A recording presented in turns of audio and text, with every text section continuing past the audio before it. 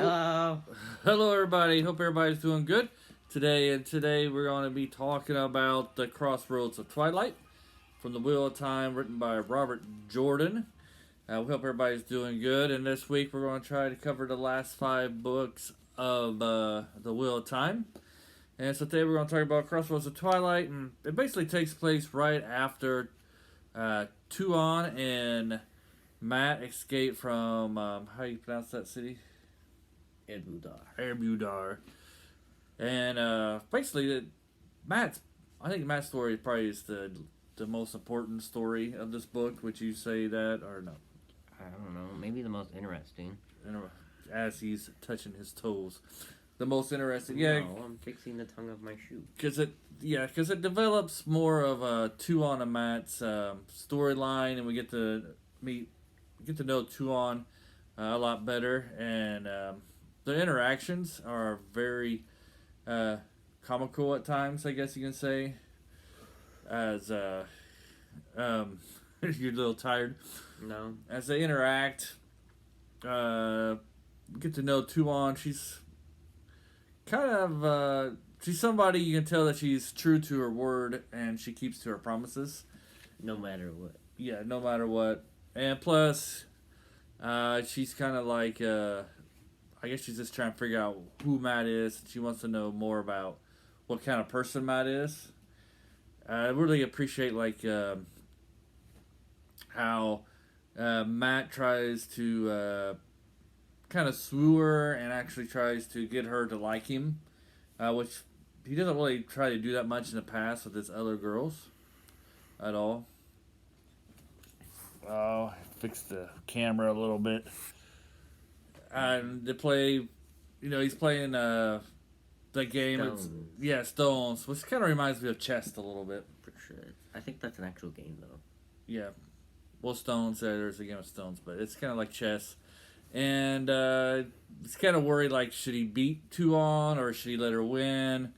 Type of thing, just to try to get into her good graces. And then he's like, maybe I should go all out. I'm getting my butt kicked. Yeah. Yep, and he kind of likes the fact that Tuon really likes to play and wants to be challenged, and that when she loses, she's not somebody who gets mad or anything. She's just like, all right, I know what I need to do now. Yeah, right. And so he's not your typical princess type of person at all. Yeah, she's not exactly spoiled. Yeah. Far from it, actually. Right. It's like, yeah, in some ways she is spoiled, but in a lot of ways she isn't, kind of thing. Like, spoiled as in she gets her respect due, right? Mm-hmm. But that's about it. She doesn't get spoiled in really anything else. Right.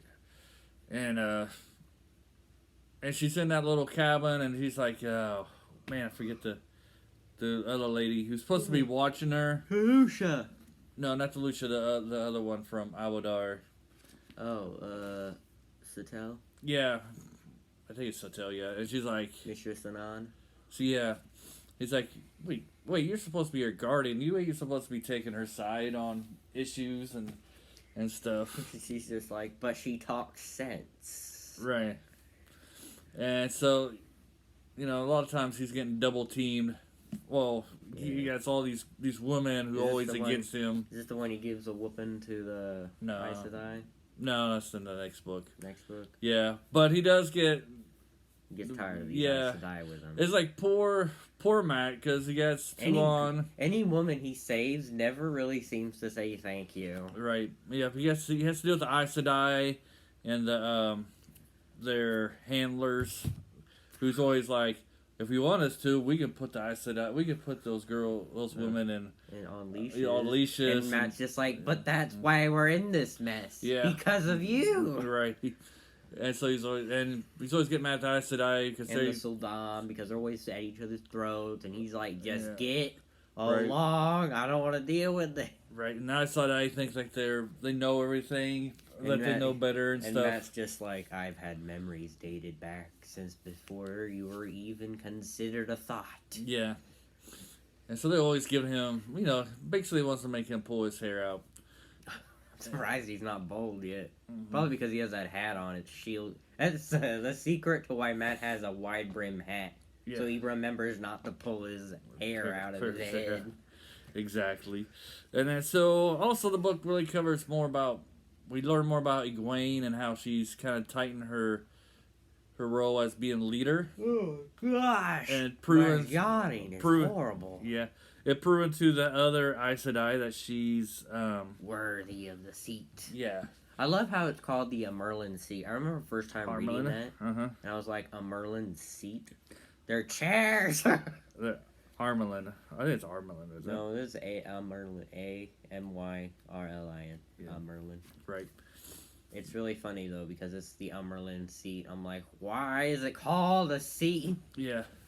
So we see how Egwene is she's politically savvy in this, and how she's able to play off different factions against each other.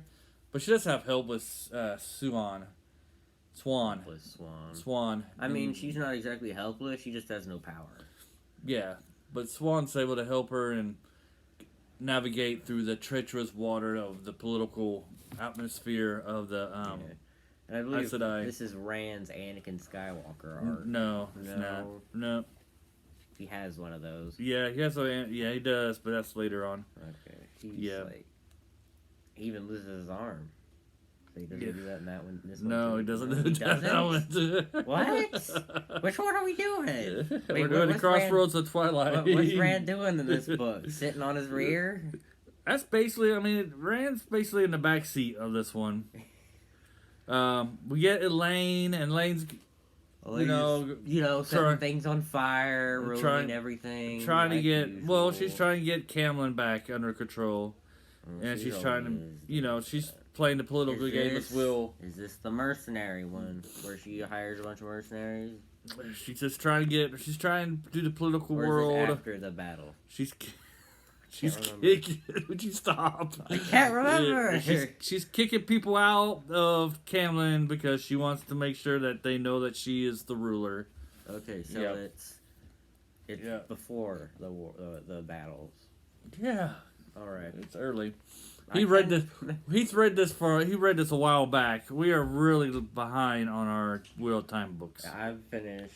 He's actually finished the whole series now. And we've just been too lazy to make do anything. Yeah. But it's a good series. Well, it's a good series. We just haven't really been talking about it like we should have. Yeah. The last book, I literally sat down every day after school and just read until it was time for bed. Just reading and reading and reading. That's why I finished it so fast. I finished it in like a week. Right. It's a good book. Yeah. Yep. We're going to be having a video on that later on. Yes. And so we have... Also, this covers more about Perrin and Fael's life as a slave. Oh, okay. I was about to ask if this was the one where she was Geishin. Yeah, she's Geishin. Perrin. She's trying to get more used to that life. And Perrin was not happy. No. You never want to make him mad. No, he's not happy. And he's scheming and trying to figure out where Fael is, and he's making his plans to... Perrin's usually really gentle and calm, but when Fael was kidnapped, he was mad. Yeah, you didn't really get that part of my... He wasn't very calm and careful by the time Fael got kidnapped. Yeah, he was careful, but he was also extremely cold and very set on one thing. Yeah. And so we got that, and this is also when we start seeing... This is the part where I kind of really hate the series. I don't hate the series, but I don't dislike the series when we see the changing of the world. Like, we have food rotting all of a sudden. When parents in that town, they're trying to get food, and the thing is, though, is that people just eat it. Yeah. Like, that's the thing. They're not starving. The reason why they're not starving is because they're just like, we just ate it. There's food here. We're not out of food. It's just slightly bad. Yeah. Well, they got to be willing to eat the bugs. And also, we got the part where two on a matter traveling, and they see this guy riding a horse and carriage, and it starts sinking into the earth, and then they just die because it's like quicksand. Because the world is changing. It's just, I find it kind of world is unbelievable that shifting. these people are able to survive when you got food rotting It's just and changing. Like, it's just random bubbles of evil. Like Yeah. the only changing that really happens without the bubbles of evil is the indoors of certain areas, how Mhm. they're shifting. hmm But like that's not too much of a problem. Just can cause minor confusion. Right. But like with and like the food spoils at different rates. So like the food will. So like sometimes the food will just be a little bad but still edible, while some food will just be like completely awful. right. And then there's the uh, the bubbles of evil, which happened to that one guy who sunk into the dirt because of that bubble of evil there.